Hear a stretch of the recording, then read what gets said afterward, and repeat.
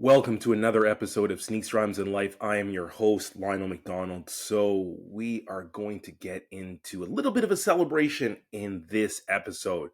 Um, we have to give a big shout out to Common and Pete Rock. It was for those that are part of the golden era, one of the anticipated albums that we were hoping we would get this year when it was announced. So, I did on a previous episode in season 4. Obviously we got a single from Common and Pete Rock, Wise Up. We also at the same time got a single from Nas and DJ Premier. Now that album is still supposed to come.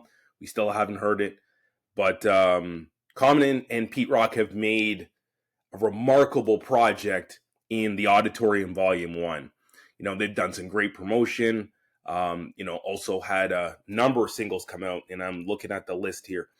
Dreamin' has come out as a single already as Wise Up, and then When the Sun Shines Again with Pasta News from De La Soul. So when you look at the body of this album, from Dreamin', which was another single, to Chi-Town Do It, Fortunate, obviously then Wise Up. There's a great song, A God with Jennifer Hudson, Stellar. He did that. It almost feels like a freestyle. He did it several times over the course of many appearances, and it's absolutely amazing. So I got my Chi-Town gear on today, rocking Jordan 4-5 from the White Sox. But shout out to Common and shout out to Pete Rock on a remarkable album for the soul. And I think that's even a quote that Common and Pete Rock used throughout the course of the album. I think it's at the beginning of Dreamin'. That's how the album actually starts. So it's an album that we needed, and it really gets into a conversation when we talk about the Grammys. Now, we look at the Grammys this year. There are some nominations that were recently put out there. Just going to pull them up. And good news is that Common and Pete Rock were nominated for 2 Grammys, and I believe Rap Album of the Year and Rap Performance of the Year for The Sunshine comes out again. Now, hey, the Grammy competition is heavy this year. Do we think that Common and Pete Rock will win a Grammy for either of the categories? Probably not.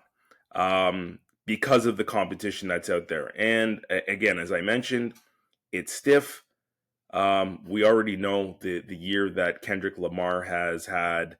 Not Like Us is the one that kind of dominates the charts wherever you look.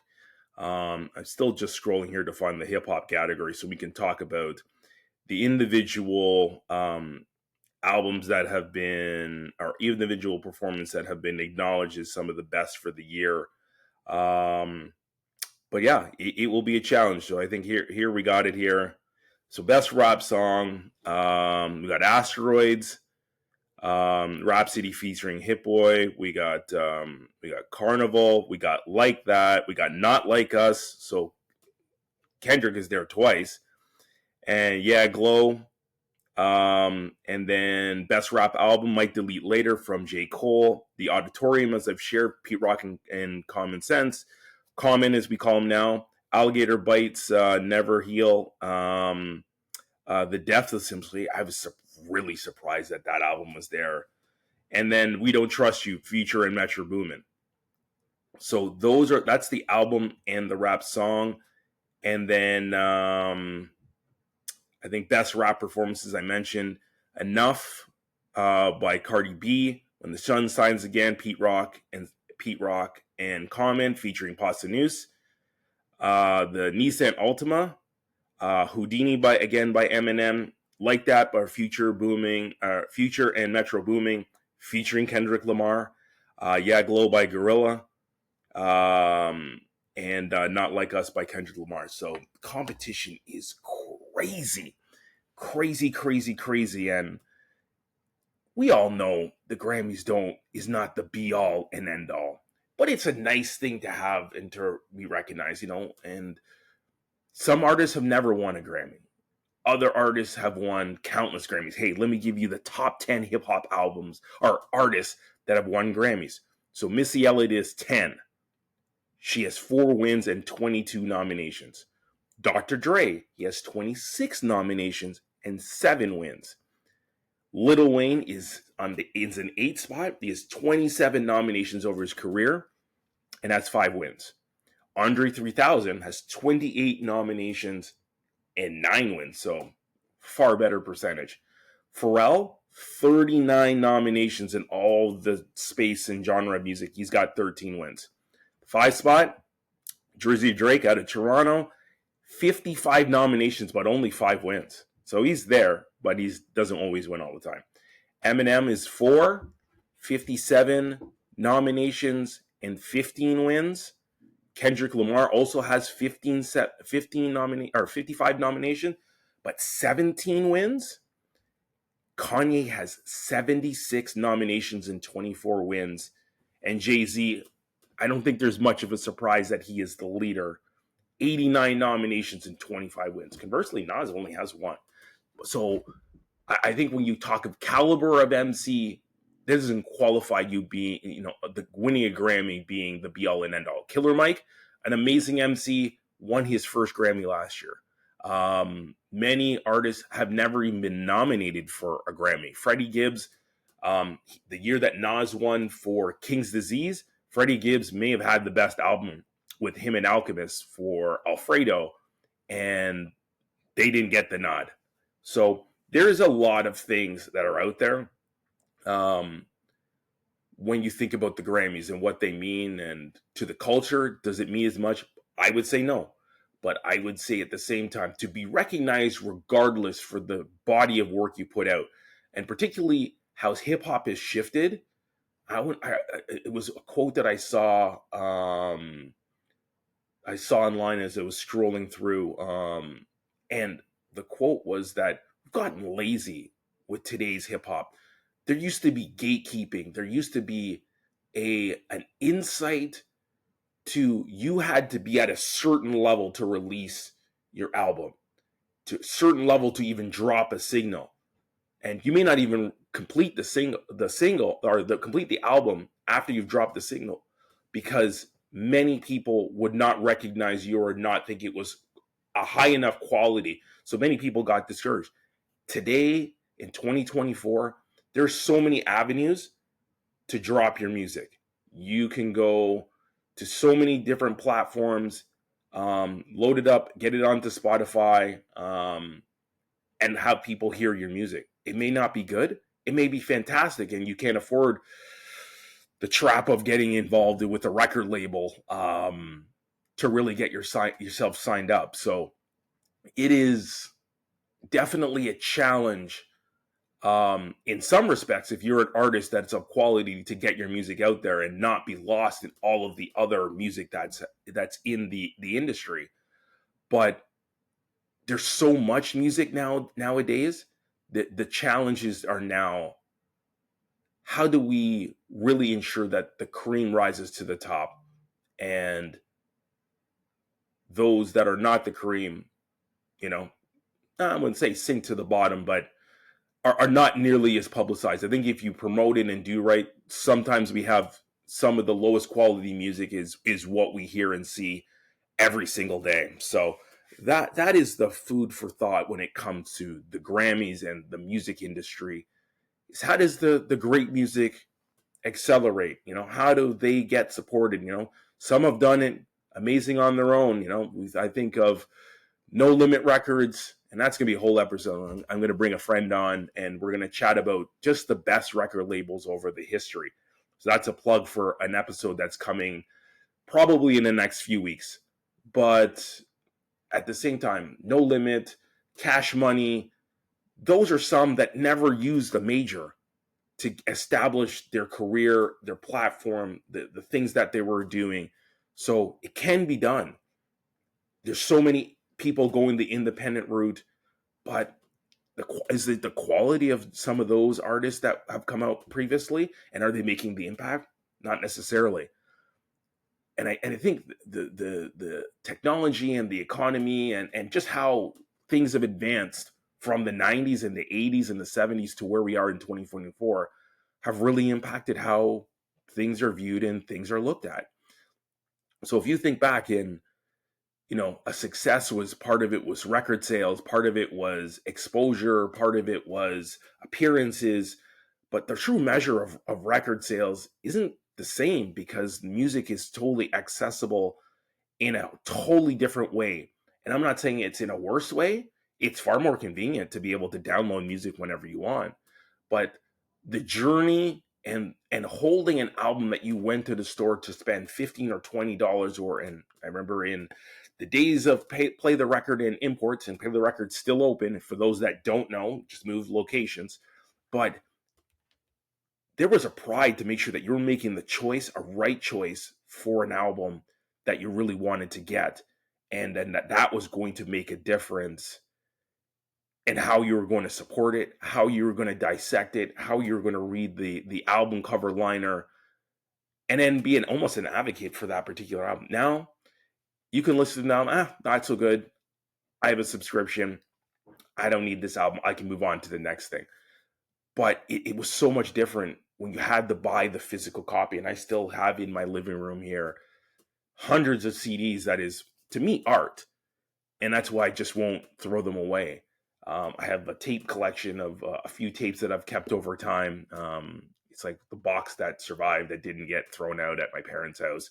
But those albums and those tapes, and I do have a tape player, and I do still have I actually have a new car, so I don't have a CD player, but I definitely feel like I would like to get one, because there are some albums that I have on CD that are not available on Spotify or on YouTube or even Apple Music. So some of those pieces hold tremendous value, and I'm in all genres of how I like my music. Some is best on vinyl, some is best on a tape, some is best digitally, and some is best on a CD. But the music world is definitely different. But shout out to Common and Pete Rock, and for those that you might be millennials, or maybe you're new to music, or maybe you're just not aware who Common and Pete Rock. So let me flip you back to the 90s. So they're essentially part. Common is an individual artist, and you probably know Common more than you know Pete Rock, because Common has been in movies. Common is I think he was, the movie I remember the most is Just Right with Queen Latifah, a basketball movie. But at the same time, Common is known as to be an MC. So I mentioned it earlier. He was originally known as Common Sense, from the South Side of Chicago, connected with, many artists, including Kanye West, that are all from the Chi. Respect to Lupe, respect to many of the other Chicago MCs. But Common came up in the early 90s. The most memorable album we have from Common is Resurrection, Outside B. And that was really the one that kind of established his platform. He dropped The Sense, or no, actually not that at point. He was still Common Sense. It was 2 albums later, or another album later, he became Common. But the song that really stands out from his catalog is I Used to Love Her. And it's like essentially a story that he's talking about hip hop. And ultimately in this story, there's a subliminal diss about the West Coast and where hip hop was going, and how it had transcended and really had grown in LA, and people took offense to it. Ice Cube, most notably, took offense to it, and they had a beef. They've solved the beef since then, but the Bitch and You and some of the other diss tracks that came out throughout that piece is definitely transcended because of what happened. So Common is, I think he has 8 studio albums. Some I love, like B, Water Like Chocolate, Resurrection, Electric Circus is probably my least favorite album, but some people love that one. Common is one. a Grammy. Common has won an Academy Award for the movie Glory, that he created a song as part of the soundtrack. So Common is a um, well-decorated hip-hop artist, but also specifically MC. An amazing freestyler, has done so many things over time. So shout out to Common. Now we flip to the other side of the script. Pete Rock was part of the group Pete Rock and CL Smooth. And will they ever get back together? Not sure. They have an amazing EP called All Sold Out. Then Mecca and the Soul Brother is their feature album or debut album, and the song Troy, Way They Reminisce Over You, is for their friend Trouble T. Roy that passed away. He's actually also Heavy D's cousin, who also passed away. So then they created a song that just literally had its anniversary. I think it's their 30-year anniversary. The Main Ingredient. So the other half of the group was CL Smooth. He was the MC. Pete Rock did a little rapping, but was predominantly the producer and the DJ behind the group. So the group had 2 amazing albums, tremendous success. But and I saw an interview with CL Smooth that he would love for them to get back in the booth because it's a business decision. And they don't necessarily see eye to eye on everything, but it would be beneficial for hip hop community, but also for them financially to work together. Pete Rock, not sure how he feels, not going to speak to it, but he has exploded and has so many other ventures. He's had multiple albums that he's created.